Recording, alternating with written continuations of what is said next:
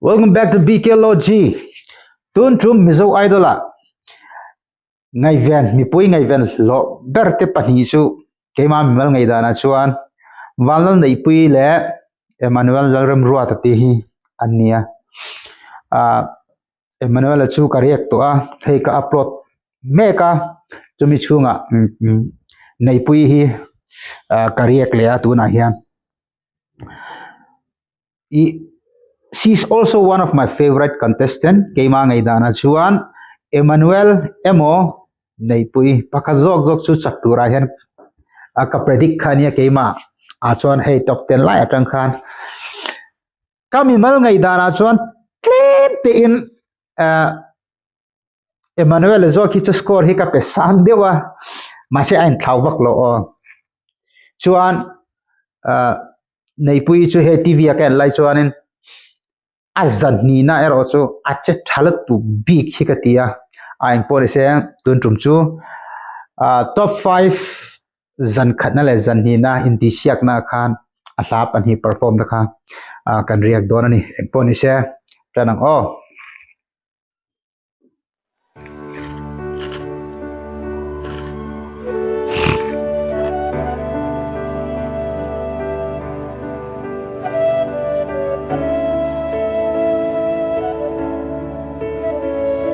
vẫn moi anh chạy đàn chứ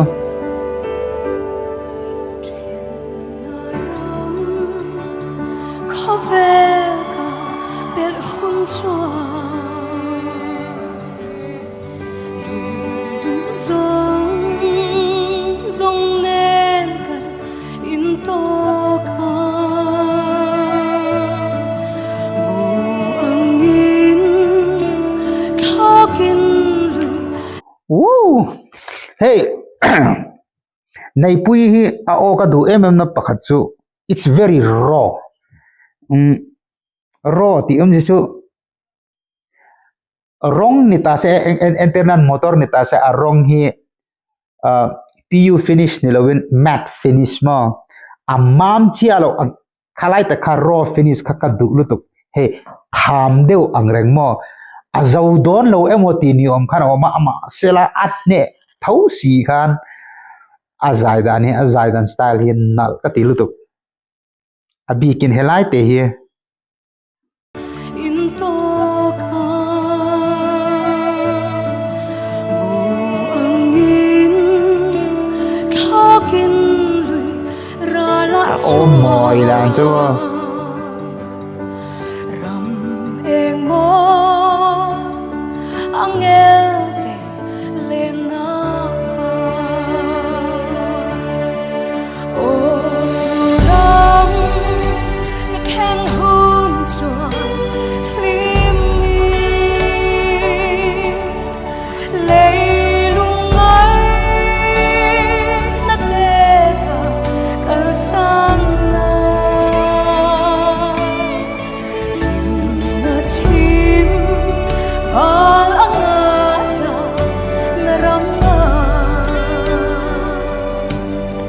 wow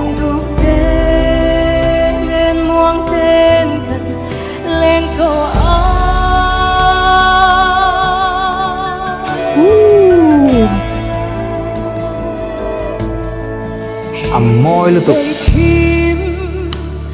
achang hia suram chu ka thir thi oing ti ka khen ngai cha in chen lo naram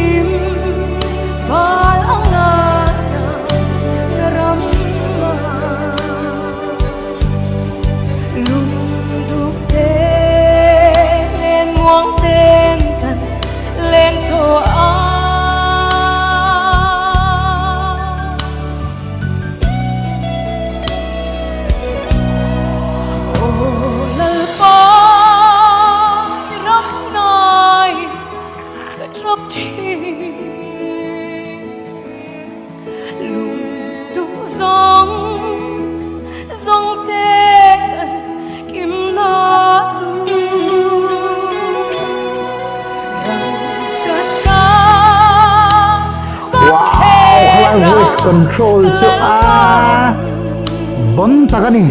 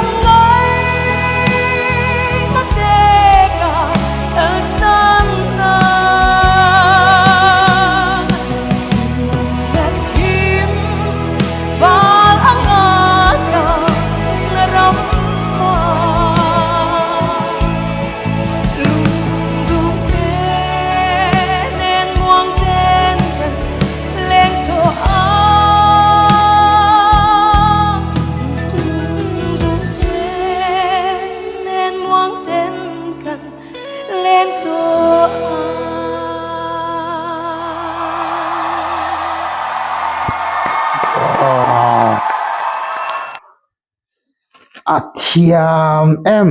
hey enge kan feel ngoi thei ga ti a zai lai he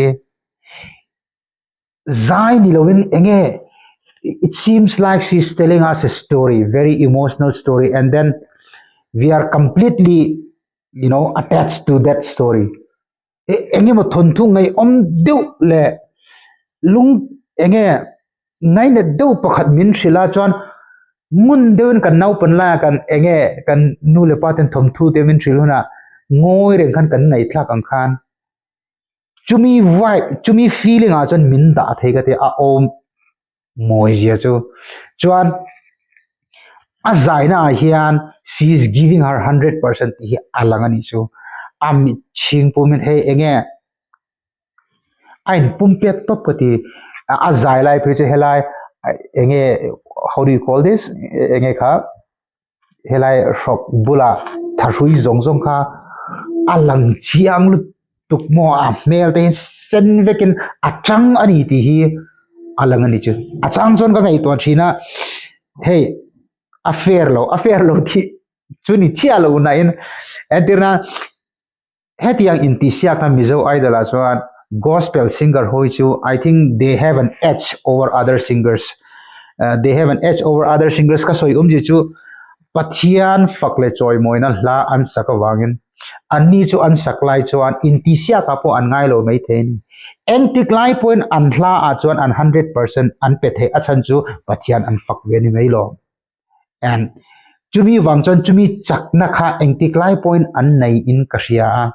hey leng jem hla le love song well sahoi chu they may not give their 100%. Achan chu they may not be having the same feeling. Entenan tu em pokachu ngai zonga ne ya athadewa le in rem taka angai zong nen ain mangai ngoi line inti siak nai ro achuan broken heart la de vasata se ani chon chu bi broken heart la achuan ain pumpek thei don lo ni achan chu a real life a chon chu thil chu anu na cha kheng si lo chuan ka soi je chen thia ma chu wang chuan enge gospel singer ho chuan an pe the achan chu at any point of their and at any point of time and feel the anymore a lyrics nen chuan chu they have an edge over others katina chan chu bo ole hey hi azan khatna chunia azan hinna po at nalongo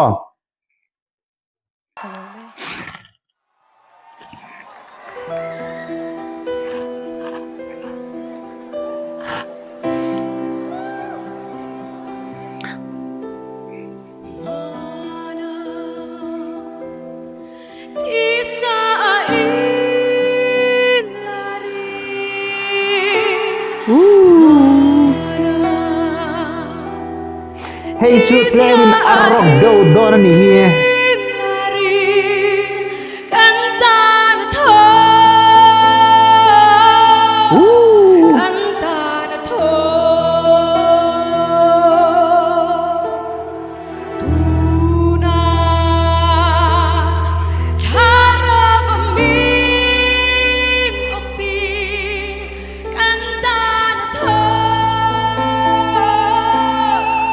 wow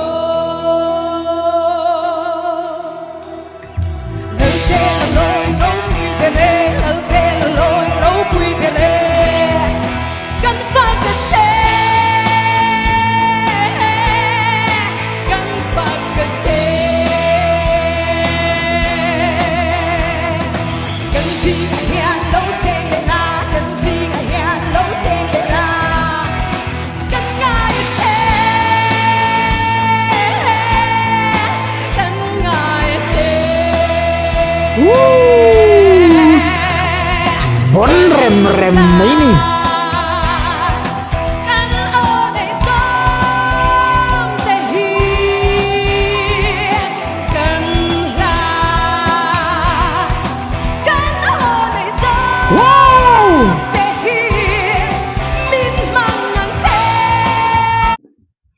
You know, this is what I call pure gospel rock.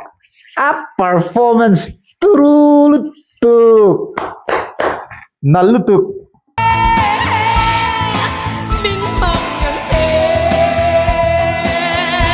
Wow.